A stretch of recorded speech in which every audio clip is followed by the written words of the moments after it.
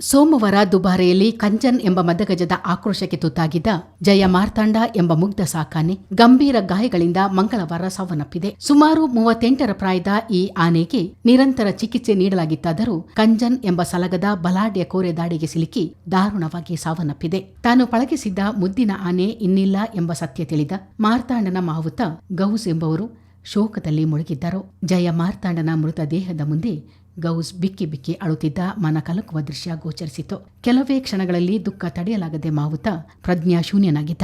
ಸಹವರ್ತಿಗಳು ಆತನನ್ನು ಸಂತೈಸುತ್ತಿದ್ದ ದೃಶ್ಯ ಎದೆ ತಟ್ಟುವಂತಿತ್ತು. ಹಾಸನದ ಸಕಲೇಶಪುರದಲ್ಲಿ ವರ್ಷಗಳ ಹಿಂದೆ ಸೆರೆಯಾಗಿದ್ದ ಮಾರ್ತಾಂಡ ಅತ್ಯಂತ ಸಾಧು ಸ್ವಭಾವದ ಆನೆಯಾಗಿ ಮಾರ್ಪಟ್ಟಿತು. ದುಬಾರಿಯಲ್ಲಿ ಇದ್ದಷ್ಟು ಸಮಯವೂ ಮೃದು ಸ್ವಭಾವದಿಂದಿದ್ದ ಜಯ ಮಾರ್ತಾಂಡ ಅನೇಕ ಆನೆ ಸೆರೆ ಕಾರ್ಯಾಚರಣೆಯಲ್ಲಿ ಪಾಲ್ಗೊಂಡಿದ್ದ. ಜನರಿಗೆ ಸಿಂಹ ಸ್ವಪ್ನವಾಗಿದ್ದ ಕಾಜೂರು ಕರ್ಣ ಎಂಬ ಪುಂಡಾನೆಯನ್ನು ಸೆರೆ ಹಿಡಿಯುವಲ್ಲಿ ಜಯ ಮಾರ್ತಾಂಡನು ಪ್ರಮುಖ ಪಾತ್ರ ವಹಿಸಿದ್ದ. ದುಬಾರೆಯಲ್ಲಿ ಸೋಮವಾರ ಕಂಚನ್ ಎಂಬ ಮದಗಜದ ಭೀಕರ ದಾಳಿಗೆ ಮಾರ್ತಾಂಡ ಗಂಭೀರ ಗಾಯಗೊಂಡಿದ್ದ. ಕೋರೆ ದಾಡಿಗಳು ಚುಚ್ಚಿದ್ದರಿಂದ ಮಾರ್ತಾಂಡ ಚಿಂತಾಜನಕ ಸ್ಥಿತಿಯಲ್ಲಿದ್ದ. ಈ ದುರ್ಘಟನೆ ನಡೆಯುತ್ತಿರುವಾಗಲೇ ಜಯ ಮಾರ್ತಾಂಡನ ಕೆಳಗೆ ಸಿಲುಕಿದ್ದ ತಮಿಳುನಾಡಿನ ಮಹಿಳೆಯೊಬ್ಬಳು ದಾರುಣವಾಗಿ ಸಾವನ್ನಪ್ಪಿದ್ದಳು. ಸಾವಿರಾರು ಪ್ರವಾಸಿಗರು ಭೇಟಿ ನೀಡುವ ದುಬಾರಿಯಲ್ಲಿ ಹಿಂದೆ ಎಂದೂ ಇಂತಹ ದುರ್ಘಟನೆ ಘಟಿಸಿಲ್ಲ ಎಂದು ಸ್ಥಳೀಯರು ಹೇಳುತ್ತಾರೆ. ಮಧ್ಯಾಹ್ನ ಇದೇ ಸಮಯದಲ್ಲಿ 11:11 ಇದೇ ಸಮಯದಲ್ಲಿ ಕಂಜನ್ ಆನೆ ಮೇಲಿಂದ ಮತ್ತು ಮಾರ್ತಾಂಡ ಕೆಳಗೆ ಸ್ನಾನ ಮಾಡಿಸ್ತಾಯಿದ್ರು. ಆ ಟೈಮಲ್ಲಿ ಬಂದು ಏಕಾಏಕಿ ಕಂಜನ್ ಬಂದು ಮಾರ್ತಾಂಡ ಆನೆಗೆ ಅಟ್ಯಾಕ್ ಮಾಡಿದೆ. ಅಟ್ಯಾಕ್ ಮಾಡೋ ಸಂದರ್ಭದಲ್ಲಿ ಆ ಮಹಿಳೆ ಮತ್ತು ಗಂಡ ಹೆಂಡತಿ ಜೊತೆಯಲ್ಲೇ ಇದ್ದರು ಪಕ್ಕದಲ್ಲಿ. ಈ ಬಂದು ಗುದ್ದಿದ ಸಮಯದ ಪಕ್ಕದಲ್ಲಿ ಸಡನ್ನೇ ಮಹಿಳೆ ಮೇಲೆ ಆನೆ ಬಿದ್ದುಬಿಡ್ತು. ಇಷ್ಟು ವರ್ಷದಲ್ಲಿ ಫಸ್ಟ್ ಟೈಮ್ ಮೇಡಮ್ ನಾವು ಇದು ಲೈವ್ ನಾವು ಕಣ್ಣಲ್ಲಿ ನೋಡ್ತಾ ಇರೋದೇ ಫಸ್ಟ್ ಟೈಮ್. ಯಾಕೆಂದರೆ ಬಂದು ಹೊಡಿತಾ ಇರೋದಕ್ಕೆ ಆನೆ ಕಿರ್ಚ ಇದರಲ್ಲಿ ನಾವು ಗಡಿಬಿಡಿ ಮಾಡಿ ನೋಡ್ತಿಗೆ ಇದು ಸಡನ್ ಹೊಡಿತಾ ಇರೋದು. ಆಗ ಪ್ರವಾಸಿಗರು ಬೇರೆ ತುಂಬ ಇದ್ದರು. ಎಲ್ಲ ಕಿರ್ಚೋದು ನೋಡಿಬಿಟ್ಟು ನಾವು ಇಮಿಡಿಯೇಟ್ಲಿ ನೋಡೋ ಟೈಮಲ್ಲಿ ಇದು ಫಸ್ಟ್ ಟೈಮ್ ನನ್ನ ಲೈಫಲ್ಲಿ ನಾವು ನೋಡ್ತಾ ಇರೋದೇ ಫಸ್ಟ್ ಟೈಮ್ ಈ ಥರ ಹೊಡೆದಿದ್ದು. ಅದು ಏನು ಅಂತ ಗೊತ್ತಿಲ್ಲ ಮೇಡಮ್. ಆ ಥರ ಆನೆನೇ ಅಲ್ಲ. ಯಾವುದು ಕಂಜನ ಆದರೂ ಇವತ್ತು ಗಂಟಲು ಅಲ್ಲಿ ಬಂದಲ್ಲಿಂದ ಅದು ಯಾವುದೇ ಕಾರಣಕ್ಕೂ ಗಲಾಟೆನೂ ಮಾಡಿತಿಲ್ಲ. ಏನೋ ನೆನ್ನೆದು ಏನೋ ದಿನ ಸೇರಿಲ್ಲ ಕಾಣ್ತದೆ. ಆ ಮಹಿಳೆದು ಒಂದು ಇದು ದಿನ ಕಾಣ್ತದೆ. ಬಂದು ಅಟ್ಯಾಕ್ ಮಾಡೋದು. ಮತ್ತು ಮಾರ್ತಾಂಡ ಆನೆ ಕೆಳಗೆ ಮಲ್ಕೊಂಡಿತ್ತು. ಇನ್ನು ನಿಂತ್ಕೊಂಡಿದ್ದರೆ ಏನೋ ಸ್ವಲ್ಪ ಆ ಕಡೆ ಆಗ್ಬೋದಿತ್ತು. ಸ್ನಾನ ಮಾಡ್ತಿತ್ತಲ್ಲ, ಅದಕ್ಕೆ ನಿಲ್ಲಕ್ಕೆ ಹೇಳೋಕ್ಕಾಗಲಿಲ್ಲ. ಬಂದು ಅಡ್ಡಿಂದ ಹೊಡಿತಾ ಇತ್ತು. ಹೌದು, ಅದು ಈಗ ಹೊಡೆದ ಇದು ಕೊಂಬುಗಳು ಏಟುಗಳು ಇದ್ದೇ ಇರುತ್ತಲ್ಲ. ಈಗ ನೋಡಿ ಅರ್ಜುನನೇ ಈಗ ಕಾಡಾನೆ ಹಿಡಿಯೋಕ್ಕೆ ಹೋಯ್ತಿಗಿನೋ ಅದು ಏಟು ಆಗೇ ಆಗುತ್ತೆ. ಅದು ಪ್ರಾಣಿಗಳು. ಈಗ ಮನುಷ್ಯರಾದರೆ ಸಾಕಿದವ್ರಿಗೆ ಒಂದು 50 ವರ್ಷ ಸಾಕಿದ್ರೆ ನಾವು ಕಲ್ತ್ಕೊಳ್ಳೋದಿಲ್ಲ ಏನು ಅಂತ. ಇದು ಪ್ರಾಣಿಗಳಲ್ವಾ, ಅದಕ್ಕೆ ಯಾವಾಗ ಸಿಟ್ಟು ಬರುತ್ತದೆ, ಏನು ಮಾಡ್ತೇವೆ ಅಂತ ಗೊತ್ತಿದೆ. ಇದು ಫಸ್ಟ್ ಟೈಮ್ ಮೇಡಮ್. ನಾವು ಇಲ್ಲೇ ಇದ್ದ ಮೇಡಮ್. ಈಗ ಒಂದು ಅರ್ಧ ಗಂಟೆ ಆಯಿತು ಅದು ಈಗ ಮರಣ ಹೊಂದಿದೆ ಅಂತ ಒಂದು ಇದು ಬಂತು. ಯಾಕೆ ಅಂತ ಹೇಳಿದ್ರೆ ಮೇಡಮ್, ಈಗ ಮಾರ್ತಾಂಡ ಆನೆ ಸಾಧು ಭಯಂಕರ ಅಂತ ಹೇಳಿದ್ರೆ ಸಣ್ಣ ಪಾಪು ಮಕ್ಕಳು ಇದ್ದರೂ ಸಹ ಅದನ್ನು ಮುಟ್ಬೋದಿತ್ತು. ಅಂಥರ ಒಂದು ಆನೆ ಹೋಯ್ತಲ್ಲ ಅಂತ ನಮಗೇನು ಫೀಲ್ ಆಗ್ತಾಯಿದೆ. ಆ ಥರ ಏನಿಲ್ಲ ಮೇಡಮ್. ಒಂದೊಂದು ಸಲ ಹಂಗೆ ಎಲ್ಲಾದರೂ ಅದಕ್ಕೆ ಮಜಾ ಎಲ್ಲ ಬರೋ ಸಮಯದಲ್ಲಿ ಅದು ದೂರ ಕಟ್ತಾರೆ. ಇದರಲ್ಲಿ ಮತ್ತು ಫಾರೆಸ್ಟ್ ಡಿಪಾರ್ಟ್ಮೆಂಟು ಆಗಲಿ ಯಾರ್ದು ತೊಂದರೆ ಇಲ್ಲ, ಯಾವುದೇ ಅವ್ರದ್ದು ಇದಿಲ್ಲ. ಯಾಕೆಂತಂದರೆ ಇದು ಆಟೋಮೆಟಿಕ್ ಬಂದ ಇದು ಚಂದ ಬರ್ತಾ ಇದ್ದಿದ್ದು ಸ್ಥಾನಕ್ಕಿಂತ ಬರ್ತಾ ಇದ್ದ ಆನೆ ಸಡನ್ನೇ ಸಿಟ್ಟು ಬಂದು ಅಟ್ಯಾಕ್ ಮಾಡಿದ್ವಿ. ಮಾರ್ತಾಂಡ ಇದ್ರ ಕಂಜನ ಆನೆ ಮಾವುತ ಅದ್ರ ಮೇಲೆ ಭಾರಿ ಟ್ರೈ ಮಾಡಿದೆ ಮೇಡಮ್. ಸಖತ್ ವಿಡಿಯೋ ನೋಡಿರ್ಬೋದು. ಅವ್ರು ಇಲ್ಲದ ಪಕ್ಷದಲ್ಲಿ ಅವರೆಲ್ಲಾದ್ರೂ ಕೆಳಗೆ ಬಿದ್ದಿದ್ರೆ ಇನ್ನೂ ದೊಡ್ಡ ದೊಡ್ಡ ದುರ್ಘಟನೆ ಆಯ್ತಿತ್ತು ಅಂತ ನಮ್ಮ ಭಾವನೆ. ಯಾಕೆಂತ ಹೇಳಿದ್ರೆ ಅವ್ರು ಭಾರಿ ಟ್ರೈ ಮಾಡಿದ್ದಾರೆ. ಅವರು ಒಡೆಯೋದನ್ನು ಕಂಟ್ರೋಲ್ ಮಾಡೋ ಇದರಲ್ಲಿ ಲಾಸ್ಟ್ ಮೂಮೆಂಟ್ ಕಂಟ್ರೋಲ್ ಆಗಿ ಮೇಲೆ ಕ್ಯಾಂಪ್ ಮೇಲೆ ಕರ್ಕೊಂಡೋಗ್ಬಿಟ್ರು. ಆ ಕರ್ಕೊಂಡೋಗಿದ್ದರಿಂದ ತುಂಬ ದೊಡ್ಡ ಆಗದಂಥ ದುರ್ಘಟನೆ ಕಮ್ಮಿ ಆಗಿದೆ. ದುಬಾರಿ ಶಿಬಿರದಲ್ಲಿರುವ ಆನೆ ಶಿಬಿರದಲ್ಲಿ ಬಹುತೇಕ ಗಂಡಾನೆಗಳೇ ಹೆಚ್ಚಿವೆ. ಕೆಲವು ಹೆಣ್ಣಾನೆಗಳಿರುವುದರಿಂದ ಸಲಗಗಳ ಮಧ್ಯೆ ಸಂಘರ್ಷಕ್ಕೂ ಕಾರಣವಾಗುತ್ತಿದೆ ಎನ್ನಲಾಗಿದೆ. ಈ ಪ್ರಕರಣದಲ್ಲೂ ಹೇಮಾವತಿ ಎಂಬ ಹೆಣ್ಣಾನೆಗೆ ಕಂಚನ್ ಎಂಬ ಸಲಗ ಮುಖಾಮುಖಿಯಾದಾಗ ಸಮೀಪದಲ್ಲೇ ಮಾರ್ತಾಂಡನೂ ಇದ್ದ ಎನ್ನಲಾಗುತ್ತಿದೆ. ಮಾರ್ತಾಂಡನನ್ನು ತನ್ನ ಪ್ರತಿಸ್ಪರ್ಧಿ ಎಂದೇ ಬಗೆದ ಕಂಚನ್ ಸೋಮವಾರ ಸಮಯ ಸಾಧಿಸಿ ಆಕ್ರಮಣ ನಡೆಸಿರಬಹುದು ಎಂಬ ವಾದವು ಕೇಳಿಬರುತ್ತಿದೆ. ಸೋಮವಾರದ ದುರಂತದ ಬಗ್ಗೆ ಉಪ ಅರಣ್ಯ ಸಂರಕ್ಷಣಾಧಿಕಾರಿ ಅಭಿಷೇಕ್ ಮಾಧ್ಯಮಗಳೊಂದಿಗೆ ಮಾತನಾಡಿದ್ದಾರೆ. ಇನ್ನ PM ಜಾರಿಯಲ್ಲಿದೆ.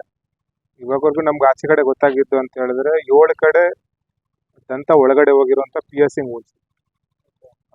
ಯಾವುದೋ 1-2-3 ಕಡೆ ಐ ಥಿಂಕ್ ಒಳಗಡೆ ಹೋಗಿ ವೈಟಲ್ ಆರ್ಗನ್ಸ್ ಕಿಡ್ನಿ ಲಿವರ್ ಹತ್ರ ಏನಕ್ಕಾದ್ರೂ ಒಂದಕ್ಕೆ ಫಾಕ್ಟ್ ಆಗಿರೋ ಚಾನ್ಸ್ ಇದೆ.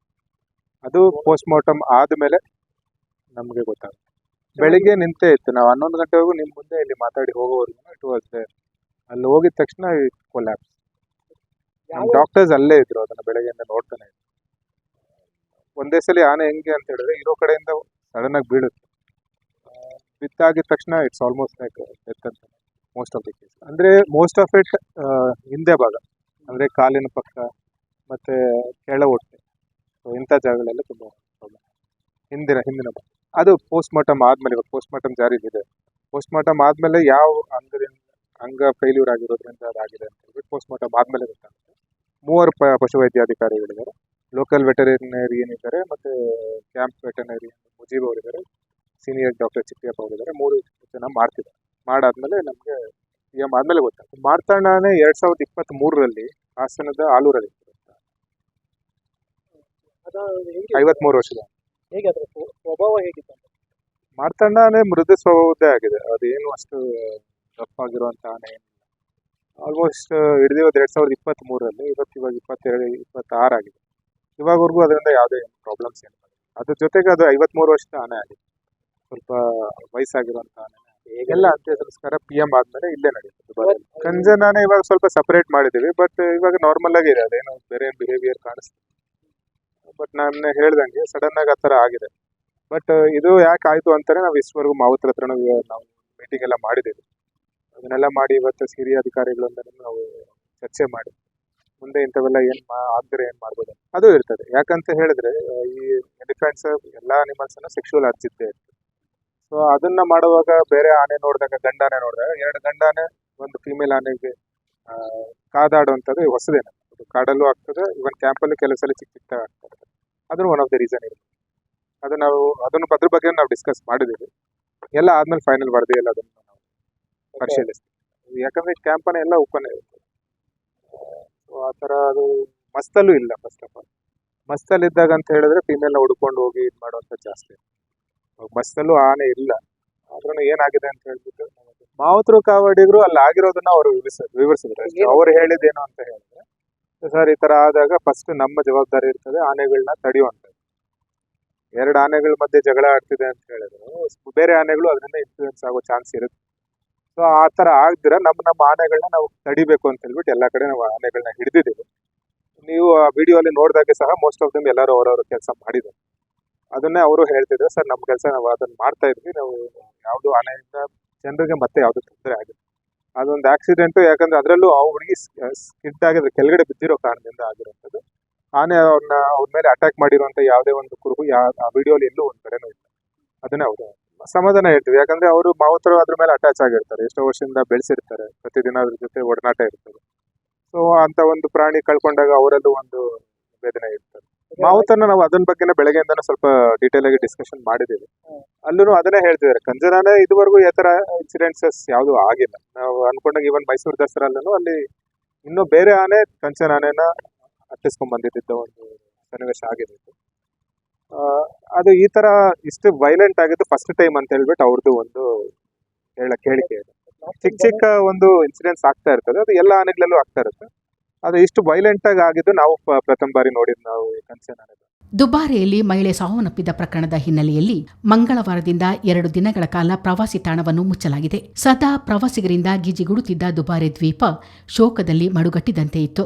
ಅಂಗಡಿ ಮುಂಗಟ್ಟುಗಳು ಮುಚ್ಚಿದ್ದವು. ಪ್ರವಾಸಿಗರನ್ನು ಮುಖ್ಯ ರಸ್ತೆಯಲ್ಲೇ ತಡೆದು ಹಿಂದಕ್ಕೆ ಕಳಿಸಲಾಗುತ್ತಿತ್ತು. ಈ ವರ್ಷ ಇದೇ ಮೊದಲ ಬಾರಿಗೆ ಕಾವೇರಿ ನದಿಯಲ್ಲಿ ಒಂದಿಷ್ಟು ನೀರು ತುಂಬಿದ್ದು ಸಂಚಾರ ಸ್ಥಗಿತಗೊಳಿಸಿದ ಬೋಟುಗಳನ್ನು ನದಿ ನೀರಿಗೆ ಇಳಿಸಲಾಗಿದೆ. ಆದರೆ ಪ್ರಯಾಣಿಕರಿಲ್ಲದೆ ಬೋಟುಗಳೆಲ್ಲವೂ ಸ್ತಬ್ಧವಾಗಿದ್ದವು. ಚಿತ್ತಾರ ನ್ಯೂಸ್, ಮಡಿಕೇರಿ.